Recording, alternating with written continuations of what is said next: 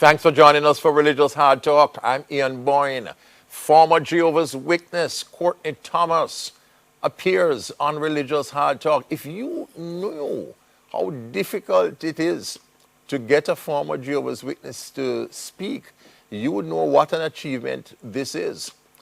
Every year, thousands of Jehovah's Witnesses leave. The vast majority of them go into oblivion because of the extraordinary and gripping fear of a deadly practice which the witnesses have called shunning. When you are disfellowshipped from the Jehovah's Witness organization, when you leave in disagreement with its teachings, you are considered an apostate. Members cannot speak to you. Members cannot even call to you casually on the road. Your family disowns you. Your family cannot speak to you. They can't invite you for regular fellowship.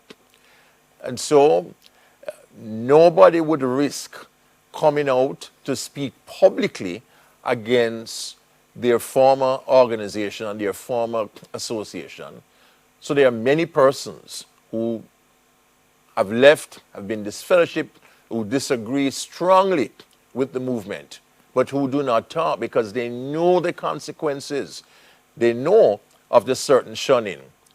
But in addition to the antagonism, and some would say the resentment that would follow, if one should go as far as Courtney Thomas in coming on a program such as this. The witnesses also, as a policy, do not appear on programs like Religious Hard Talk. In fact, many of them tell their brothers and sisters not to watch this program, lest they be confused. Jehovah's Witnesses are known for not saluting the flag, for not saying the national anthem of any country, for not voting. And many of you would know of the controversy surrounding the appointment of a head girl at St. Hilda's. And it was thought that the head girl was a Jehovah's Witness, and the school-based, the Anglican-based St. Hilda's school thought it not wise to appoint someone as head girl who would have to be engaged in religious activities, which are totally eschewed by Jehovah's Witnesses. Jehovah's Witnesses will not be praying with you. You know that when they come to your home, they're not going to be praying with you because they believe that they are the only true church of the 40,000 Christian organizations. The witnesses believe that they are the only true organization on the earth. So Courtney Thomas, this bold young man, will tell us about what life is like as a Jehovah's Witness and what are the teachings which turned him off. Courtney, good to have you on the show. Your wife left with you, but she chose not to appear. Yes. She has far more to lose than you. Well, she has lost a lot already, but she felt that she would be emotional just being here speaking. Yes. So, because she has more relatives in the organization. Aunts, uncles, cousins, grandparents. Yes. All now shunning her because she has wrote a letter to self-disfellowship. Yes. So all of them shun her. They don't speak to her. No. No communication. Grandmother, no communication. No phone calls. No phone calls, nothing. This is a part of the teaching of the church that once you leave, there must be no communication. No form whatsoever. And a simple hi to a person on the road, they say, can lead to a conversation. So not even going that hello. No hello. So that people who have known each other for many years would pass one another on the street. Yeah. As though they are total strangers. Hold it straight and walk past you. It has happened to me several times. Happened to you? Yeah, man. People who were your friends too? Dear friends. Dear friends. Dear. And you see them on the road and they have to walk past you because the organization teaches that it is wrong to talk to someone like you? I can give you one instance. One Saturday, I was on my way to work, but I stopped at a bus stop, waiting on my bus to come, and some brothers, a sister, elder, and the elder's son saw me, and they turned back. You turn back? Turned back and went the opposite way, because they were heading to where I was. To where the bus? Yeah, and once man. they saw you, They turned didn't back. even walk. They turned back. Don't even want to come near to a debased sinner and apostate like you. What have been the effects of this shunning on people's lives? Because you would know witnesses who have gone through this. While you were a witness, there were people who were disfellowshipped, who were put out, who left, who rejected the organization. You saw what happened to them. How does this affect people psychologically, mentally? It tears them down. Because just last year, I knew a brother that was disfellowship, and when meeting is over, that's Kinumali, he just leaves. Yeah. He ensured Because that one, it's important, they are curiously allowed to attend the meetings. Yeah, man, they can come to the meetings, but nobody talks to them. Nobody.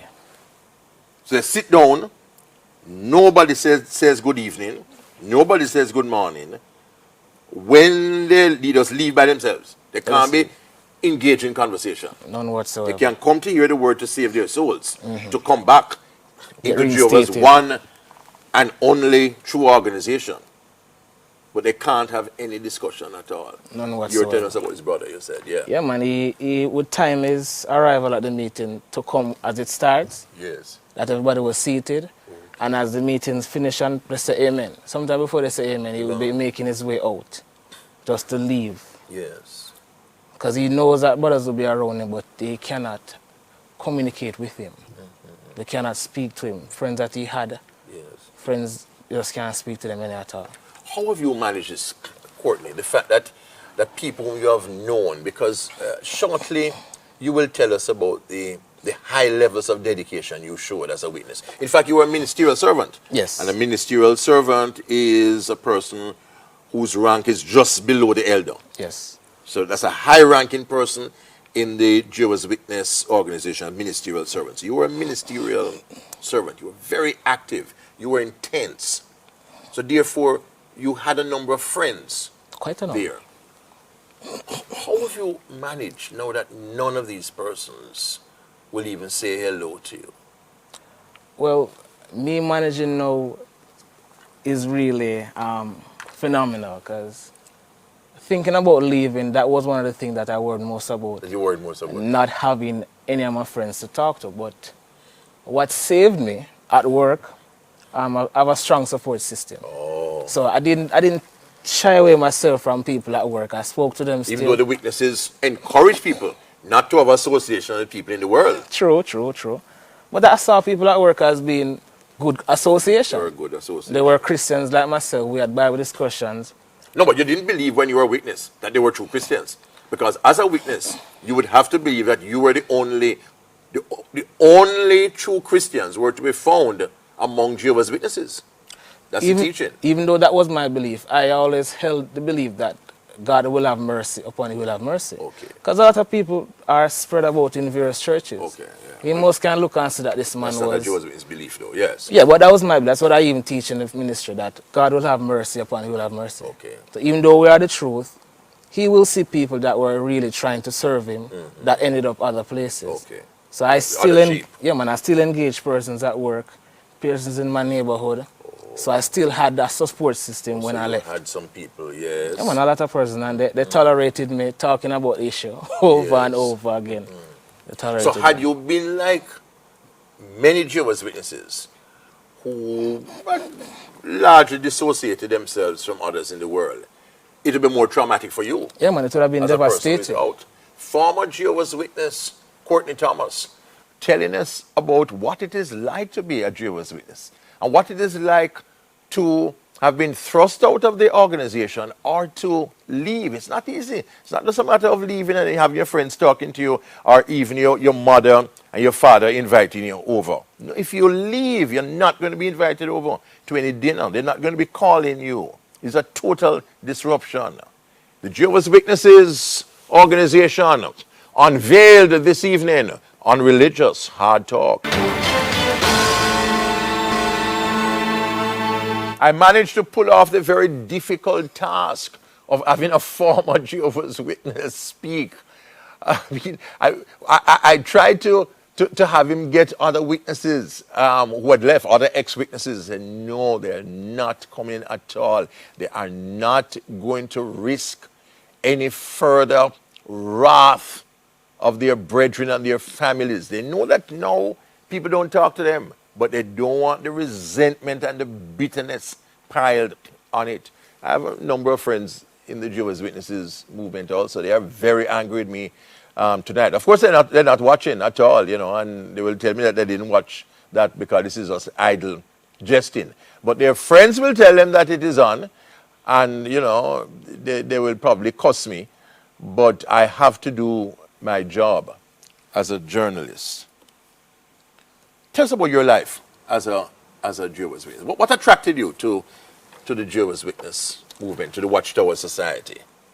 Well, first of all, the witnesses have been around my family for years, from I was a baby. They even joke that while studying with mommy, I must have been absorbing all the teachings. Because the truth. Because she never got baptized. We got baptized before her. You got baptized even before your mother? Yeah, man, right before her, in 2008. So they always said that I was the one taking the teaching. So after leaving high school, well, during high school, I used to study with the witnesses, because at high school, I was known as one of Jehovah's Witnesses. Because at devotion, I didn't... St. Hilda's girl there. Yes, yes. Yeah, I didn't take part in devotion. I wasn't baptized. Yeah, but you didn't take part in... we were associated, so some of the teachings were a part of your psyche, you know? So you start to... associate Babylon's... false teachings. False teachings and stay away from devotion and those stuff. Yeah. After leaving high school, wanting now to settle down with God, as it were. Yes. The witnesses were like my first option. Oh, yes. So in the community, they come very regularly to study with you. Yes. So, and they were already studying with me. So I just made that step and got baptized. Yes, yes. And how dedicated a witness were you? Were you a joker, or you a lukewarm witness, or you were a serious witness? Well, at first, I'd like to take things seriously. So serving God is something that one would probably put serious more than anything else. Okay. So serving being one of Jehovah's Witnesses was something very serious to me. Okay. So meeting attendance, I can count on 4 fingers. From I got baptized in 2008 to when I disassociated myself last year November, also how much meetings I have ever missed. That is Sunday and during the week meetings. So 3 evenings? Yeah, I don't miss. And probably only 4. I can count on 4 fingers. From 2008 to 2014, you ever miss? I don't miss meetings. I don't say. Because you know, not just Sunday you go. During you go book study. Yeah, man. You go Theocratic Ministry School. Yeah, man. Dedicated. Very dedicated. In addition, you spend a whole lot of time on the road. In the field service, as it's called among Jehovah's Witnesses. Yeah, man. I passing out magazines. Yeah, I served as auxiliary pioneer. Served as a regular pioneer for a year and a few months.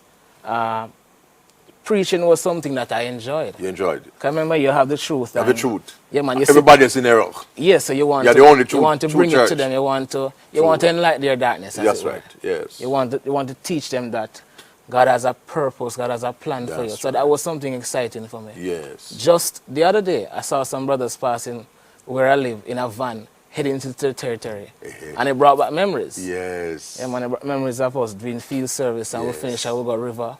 We go to somebody's house and we relax and stuff. But it was a joyous occasion to go out and preach to people. Yes. And you even did some work at Marlymount, which is that well, Marlymount is like the head office. Head office. Jamaica branch. They have the Bethel section. I have the Assembly House section. I mostly focus on working at the Assembly section. For several years, from I was baptized, went down there. You have stuff to do like landscaping, painting, a whole host of work. On Saturdays, instead of staying at work and doing overtime, I'm down by Marlymount. You give up your overtime? Yeah, man, I'm down by... I'm telling someone I want overtime. I'm down by Marlymount, working. To Jehovah's Witness. Yeah, man, because you're working for the only true God. The only true God. The So only true you want to church. give him your best. That's right. And then you became a ministerial servant. Yeah, man, I became a ministerial servant. Big thing among in the organization, in Jehovah's theocratic organization. Yes. And you were doing well, but then you kind of buck your toe a little bit. Yeah, man, I was placed on private reproof. Private reproof. Back in 2011. 2011. Spent a few months on restrictions, like I couldn't comment at the meetings. Yes. I couldn't give the student talks at the academy school. I couldn't lead up the group in service, but I could go field service.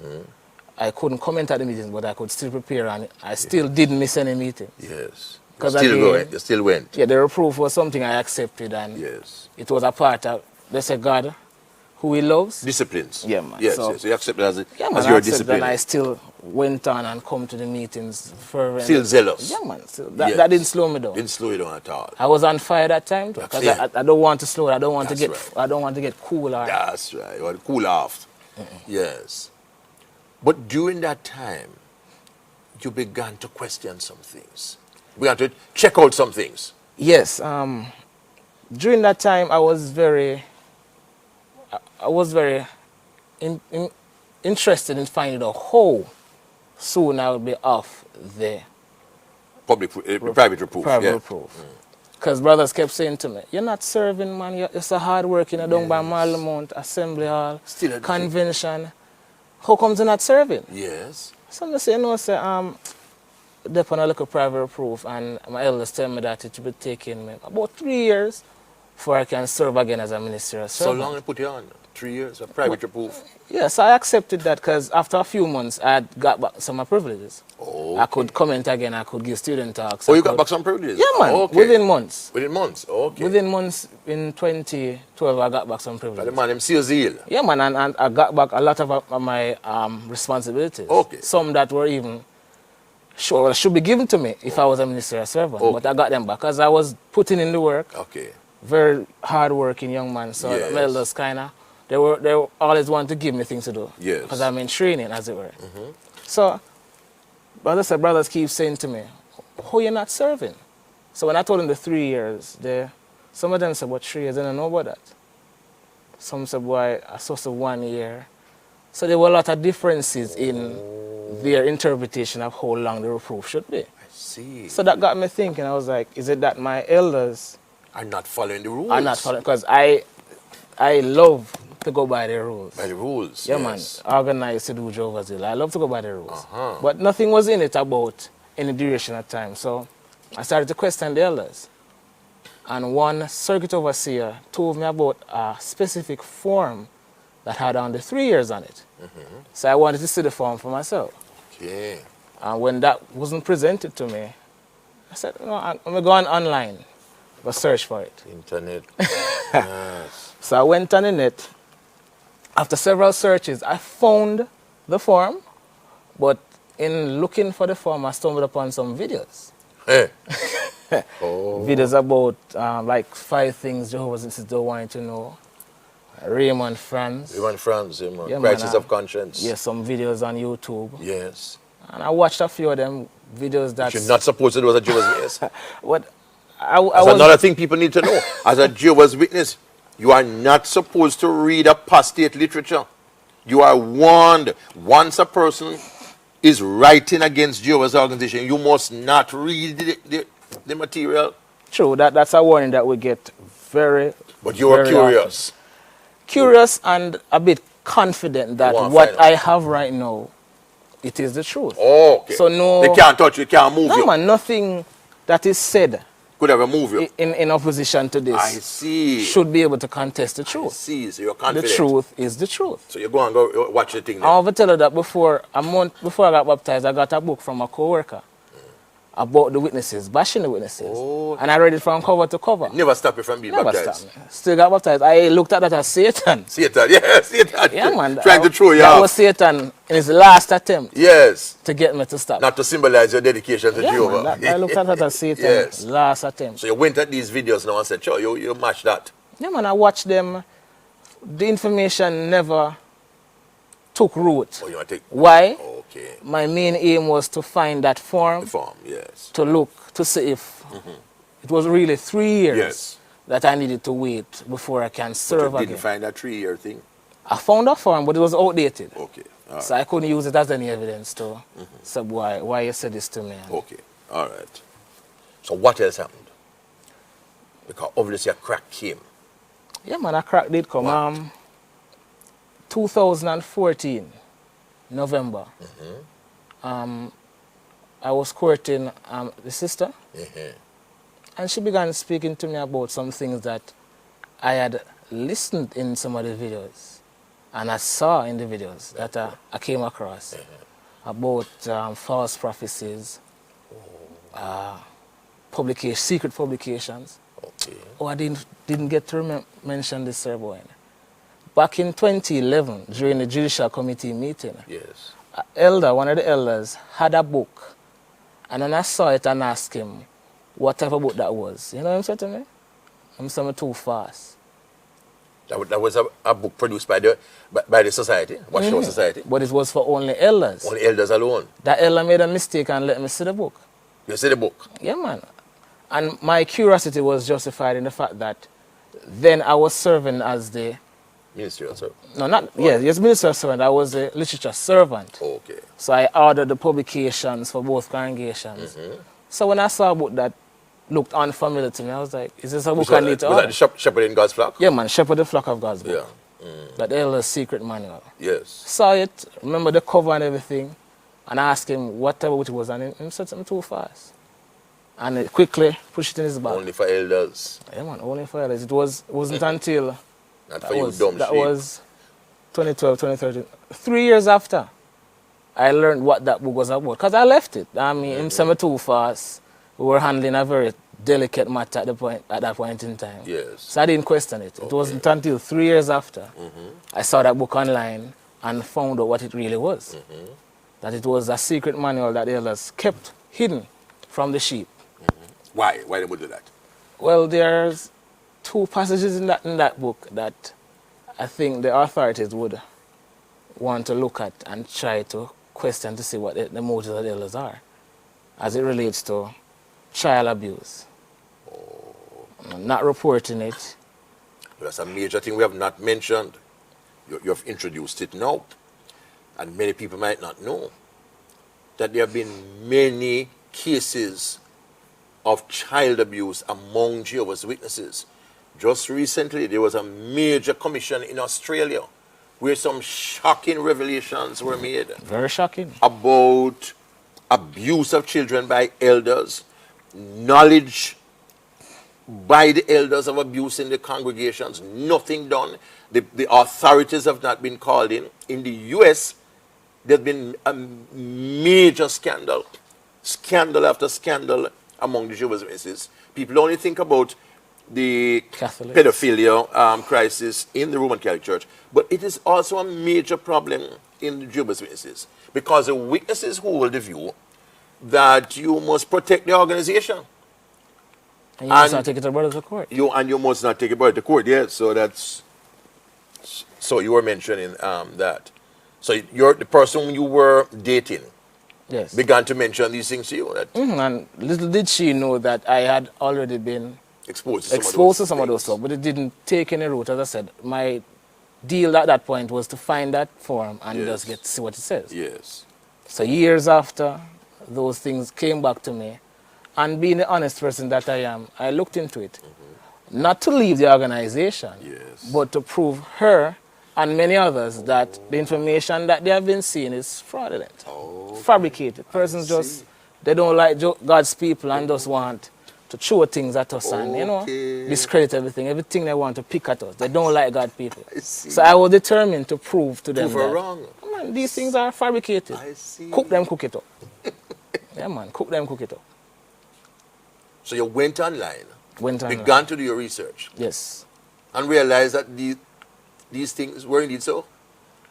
To my Shock and to horror. my shock, I remember Sir Boyne when the first thing that came to me was, I said, when I saw about the elders book, and I started to watch some clips about the child molestation, and I noticed that there were clips from CNN, BBC, ABC, NBC, That were documenting the child abuse MSN, crisis. all these legitimate news stations Organizations, precisely. carrying these news stories. So Yes. apostates fabricating news. Yes. So that was a cause for me to look at and say, these news clips are not fabricated. And if they were, the witnesses could sue these organizations. Yes. They could sue These them. things were out in the public domain. Courtney Thomas will continue to talk to us about the child abuse, the sexual abuse scandal, crisis among Jehovah's Witnesses. In October, there was a big commission in Australia which unveiled some really shocking information. There have been other cases in North America. He will also be joined by the man who is behind the Watchtower examination blog online, who has done a lot of research on Jehovah's Witnesses, Winston Gillian. This is Religious Hard Talk, looking at Jehovah's Witnesses.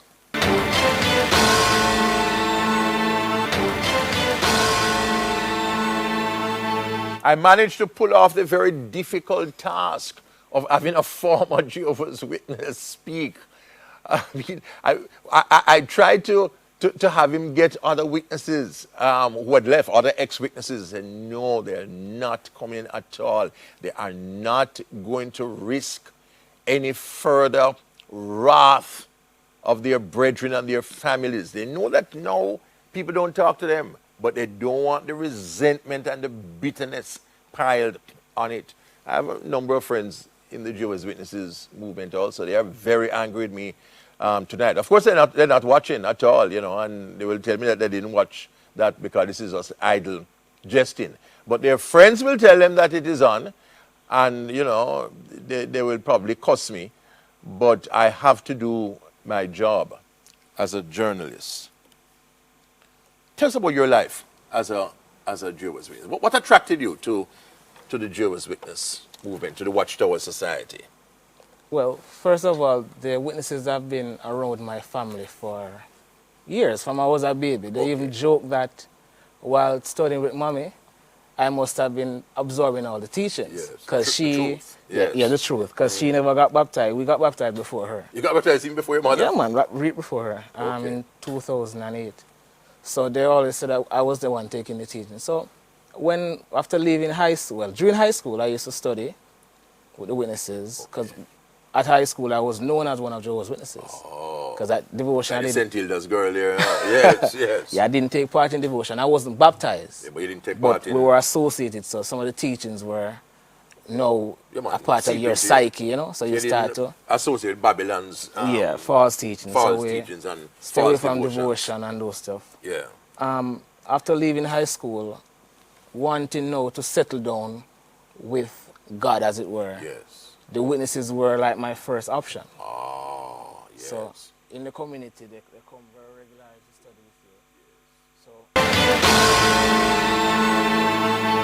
An expose on Jehovah's Witnesses. The only reason you don't have a Jehovah's Witness here is not because we are unbalanced in our journalism or that we have any bias against the Jehovah's Witnesses. I've been studying witness literature from 1972. My home is filled with every publication that the Jehovah's Witnesses have put out since 1972.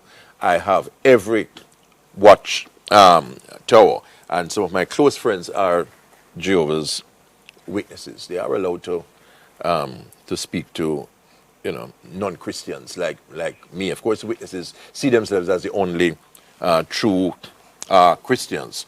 Winston Gillian has been studying the movement. He's a Seventh-day Adventist, and he has a number of videos online under the Watchtower examination blog. He's spending a lot of time in touch with people. There are people leaving the movement because of the work that he has done.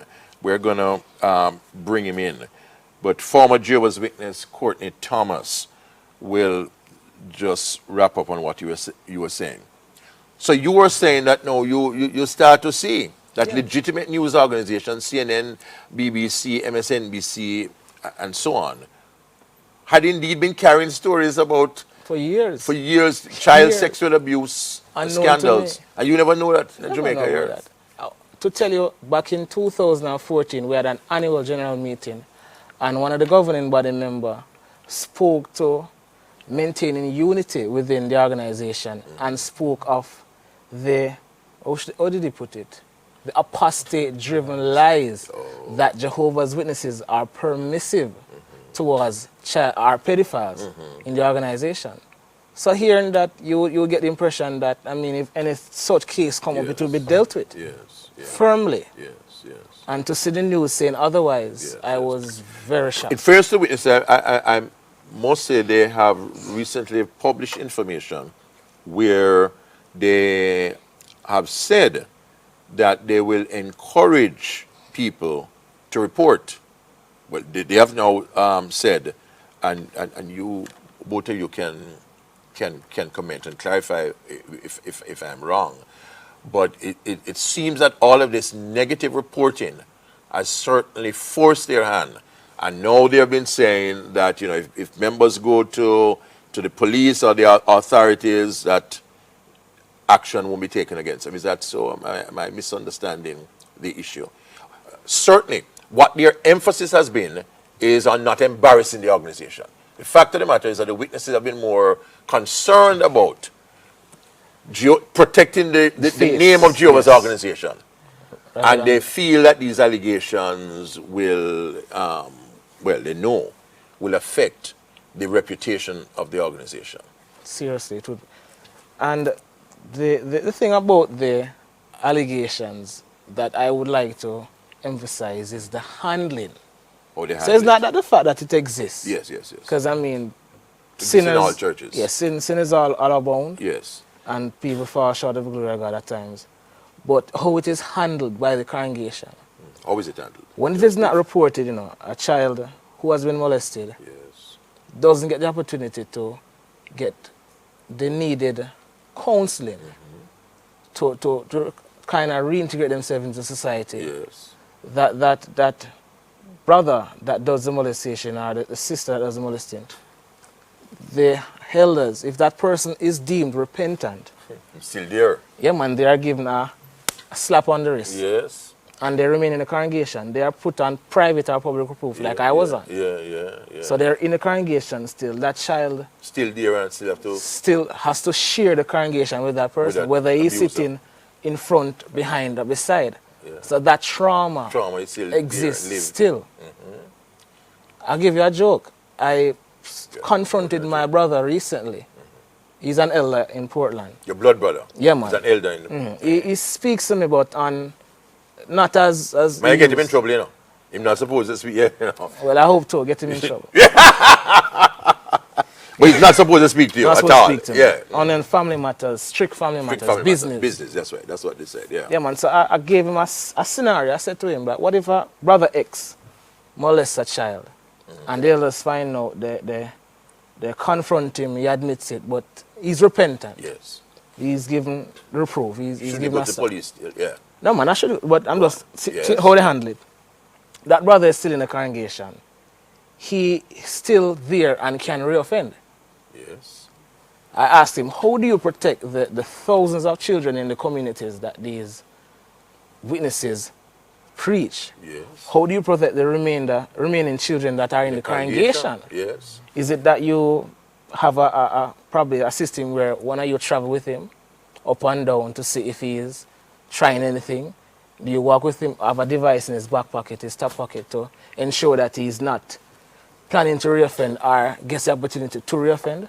I even said to him that, what if that brother decides to stop at her sister's daughter's school to pick up that child? Why would that child refuse to go with him in the car? That child doesn't know anything, you know, because the elders and the parents of the child who was molested are the ones who are privy to that information.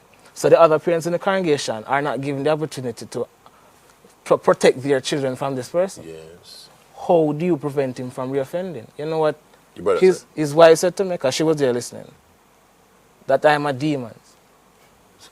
I need to become a lawyer My brother said, I don't know what I'm talking about.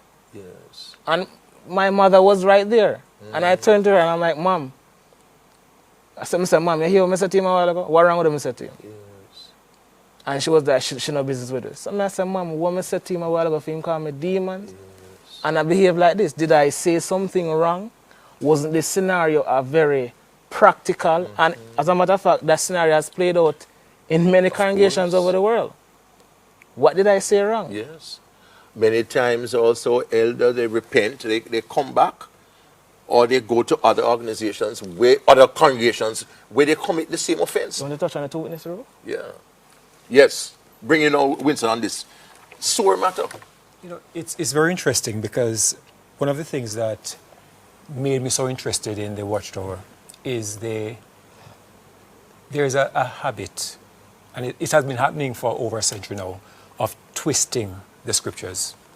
So they use what is called a two-witness rule. The Bible recommends, right, actually recommends that you have two witnesses to a crime. How many times would a child be molested with two witnesses? Yes. Right? So they take the Bible and they apply it, or should I say misapply it in such a way. And what is very interesting is that he was called a demon. No, that is part of the Watchtower psyche. Because they are actually told, they are taught not to exercise independent thinking. Avoid independent thinking, they are told, because it is a tool of Satan. Yes. So if you think rationally, as long as your thinking questions what they are taught, then you are obviously an agent of Satan. So you see the witnesses as a cult? That word is subjective. You know, I don't even know how you define a cult. It's a mind control. But the mind control in that organization, I have not seen in any Christian what do you call regular standard Christian, right, mainstream Christian level churches. Of As a matter of fact, I'm not even aware of brainwashing in any other Christian denomination. Maybe I don't know much. Yeah. But as far as you know. I left the Baptist church and became Adventist. Yes. Nobody in the Baptist church shunned me. Yes, that's true. We remained very good friends. I could go to the Baptist church now, yes, of course, participate in Sunday school, raise my hand and do anything. Yes, yes. It doesn't happen. Yes. But the Watchtower is so very good at this system of controlling the mind. It is amazing. And that comes through their teaching on the faithful and discreet slave class. Right. So the governing body, the group of 12 men, 12 white men.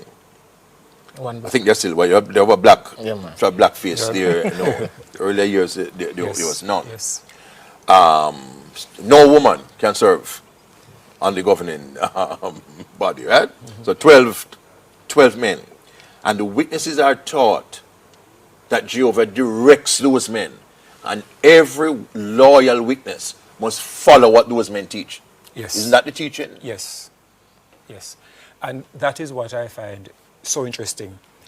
Comes again from a twisting of the scriptures. As a matter of fact, the Watchtower organization has a history of over 100 years of false prophecies. 100 years of false prophecies. More than 100 years of false prophecies. The world was supposed to end in 1914. And when it was 1914, it became 1915, and then 1925, then 1942, then 1975.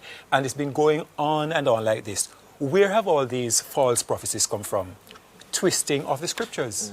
When the Watchtower put out the teaching in 1920 that millions now living will never die. You had a book. Yes, like that. It became a book. Millions now living will never die. And this came from the word they used was indisputable facts from the Bible. Chronological evidence. Right? Yes. So they take the Bible, and this is what, and interestingly, when you do not understand the word for yourself, and you hear people applying it for you, you have confidence. And the Watchtower does that. They just keep misapplying the scripture. This doctrine of the faithful and discreet slave came from Jesus' Jesus' statement Yes, he in said Matthew that. 25, Yes, right. 45 to 47. Yes, A simple when question. it comes. Jesus is simply asking, who then is a the faithful faithful and wise servant, servant. whom his master has, Put your appointed? wife out. Right. Yes. Happy is that servant if when the master returns he finds him so, So doing. doing. Like a Yeah. He parable. will make him ruler over all his goods. Yes. The Watchtower says that is a prophecy. That Jesus was saying he was going to appoint a servant to serve food, Spiritual food. spiritual food, Spiritual food. to all Christians. And this, they said, happened in AD 33, Pentecost. Yes. But if Jehovah's Witnesses would only think, if they could have not avoid independent thinking, as they are told, they would see that this doctrine has no foundation whatsoever. We'll go further into that. This man, Winston Gillen, has spent a lot of time studying the doctrines and the practices of Jehovah's Witnesses. And if you go online and put in Watchtower examination, you will see a number of thoughtful videos exposing what he would consider the errors of Jehovah's Witnesses. We'll look at the Jehovah's Witnesses this evening. We take our final break on Religious Hard Talk.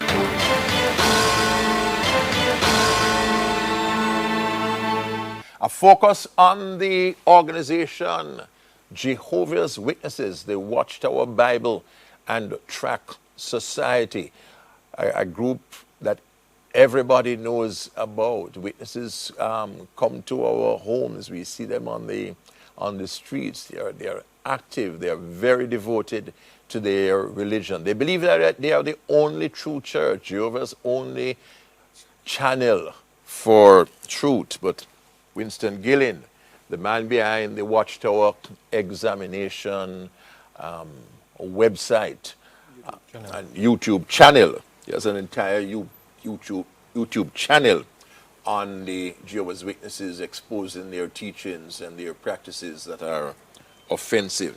And this doctrine, Winston, of the faithful and discreet saved class, is a doctrine which facilitates abuse, facilitates mind control, Yes, it facilitates the average witness bypassing independent investigation of the Bible. Right. And just following what the Watchtower tell them. Right. So once the Watchtower says something, it is truth. That They is are it. not going to look at the Bible. That is it. Interestingly, you know, Courtney mentioned Raymond Franz, a former member of the governing yes, body. I have his book, He Crisis of wrote a book Conscience. entitled Crisis of Conscience. Yes. And there was a special gem that I found in that book. He said that he was in the company of an elder or overseer, some person who held office in the organization. I'm not remembering his rank just now. But his name is Bart Thompson. He held up a green book and said, you know, if the Watchtower tells me this is that this book blue. is black, I would have to say, you know, all along I thought it was green. But if the Watchtower says it's black, Yes, it must be. then it's black. Yes. So anything that they are told, it is coming from the faithful and the Discreet discreet slave, slave. So a gentleman told me, a good friend of mine, that nothing that the governing body says can be proven wrong. So, a witness told you that? Yes, a witness told me that. Nothing can be proven wrong. No, the average person watching your program it would be saying, no, what kind of nonsense is that?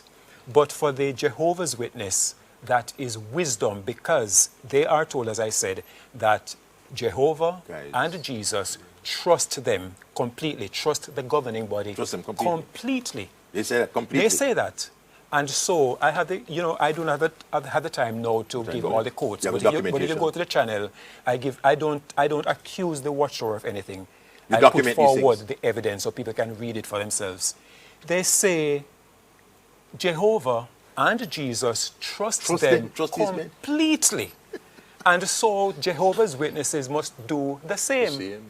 So if they say something that makes no sense, you are told, wait on Jehovah. True. Trust Will guide the you. faithful and the discreet slave. So if you don't understand it, If you don't just understand pray, it, ask Jehovah to help you, be patient.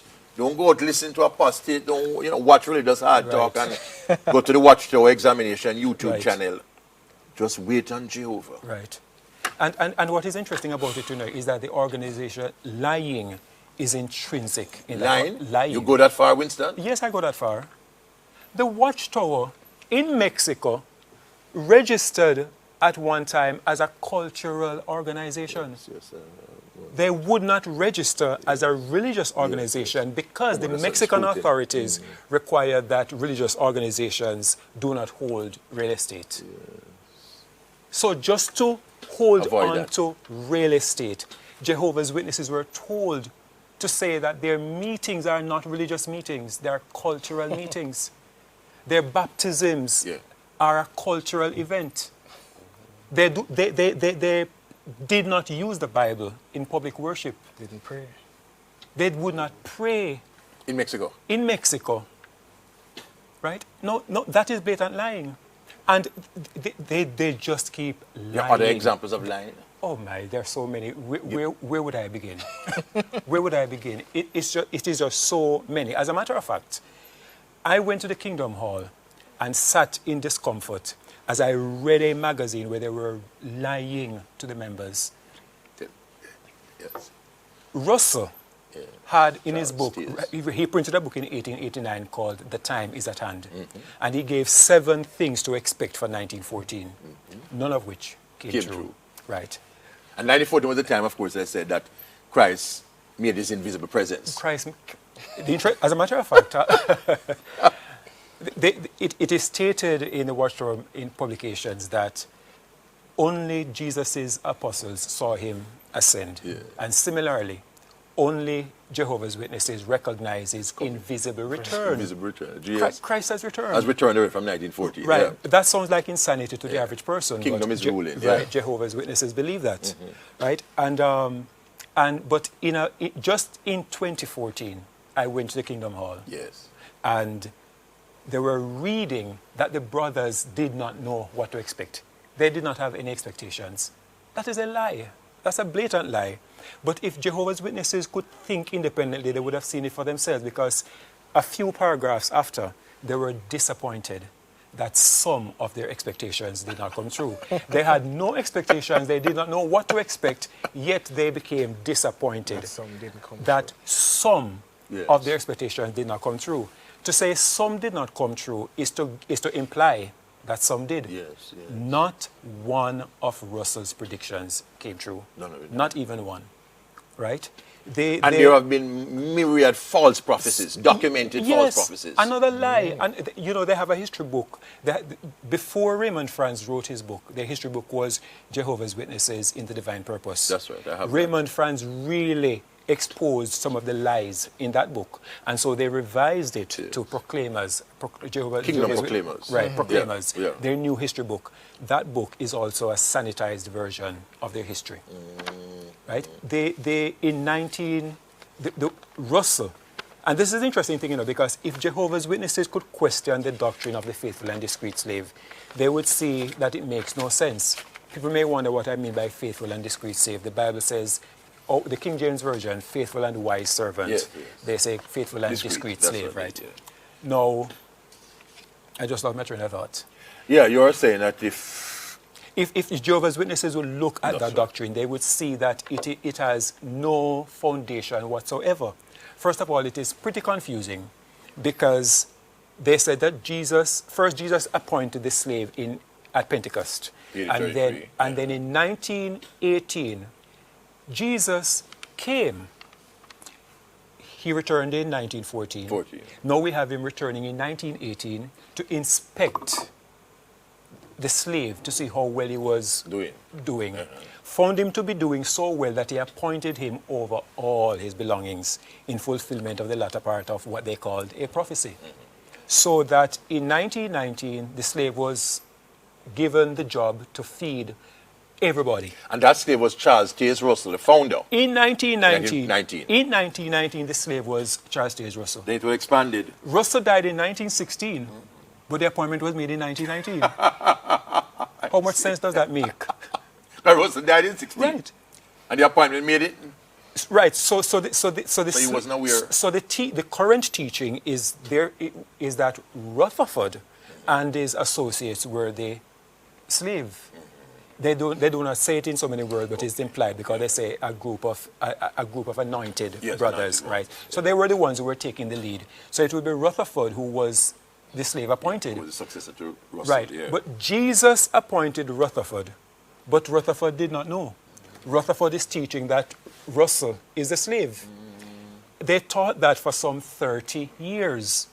Then the identity of the slave was changed to all the anointed, which is the group of 144,000, because it's a two-group society. That's right. Yeah, the anointed and the not anointed. The great crowd. Right, the great crowd. So Right. the 144,000 will be in heaven, and the great crowd will have to settle with the earth. So, Paradise, right. Paradise on Right. earth. So it's those who Two are types of those of the salvation. 144,000 Yes. on earth who were the anointed. So all anointed among Jehovah's Witnesses, after some 30 years of that doctrine, became the slave. But it was changed again. But only today, the governing body. today the slave is the governing body. Just the governing body alone. There was no governing body in 1919. So, it is pure confusion, and then it doesn't make any sense, because what is dangerous about this doctrine is not just the mind control that it empowers the governing body with, but it's also a blatant lie told on Jesus, because they said that Jesus chose them over all other churches based on what they were teaching.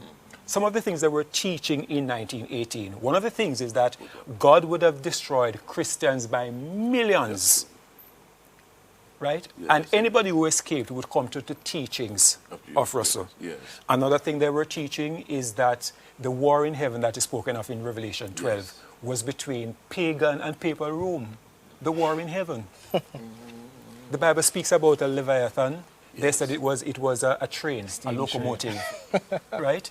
There so many prophecies there. Revelation 16 speaks about 7 angels. They said those 7 angels, this is what was being taught at the time when Jesus is looking on and inspecting the slave, right? That the 7 angels were Russell had a book, a 7-series book called Studies in the Scriptures. That's right. Yes. Those were the 7 angels. It sounds ridiculous. No, you're like, no. And Jehovah's Witnesses, if they ever were to examine that, they would see for themselves that there is no way under the heavens that Jesus could have looked at that information and appointed, And crowned that. So your YouTube channel, Watchtower Examination, Right. is where viewers can go to have substantial information, evidence on the Jehovah's Witnesses. And some people have left as a result of your Yes, work? yes. I've the ministry is really reaching out. Is reaching out to Right, people. people from all over the world. All over the world. Right, mainly UK, US, but all over the world. All over the world. I came in contact with this channel not knowing that he was in Jamaica. He was in Jamaica. Yeah, man. And you found it impressive. Very impressive. Wish you all the best. We know that the family relations are not going to improve, certainly not with your appearance here on Religious Hard Talk. We do a variety of things on Religious Hard Talk, including exposing religious groups. Next week we'll be back. Until then, Ian Boyne wishing you a pleasant evening.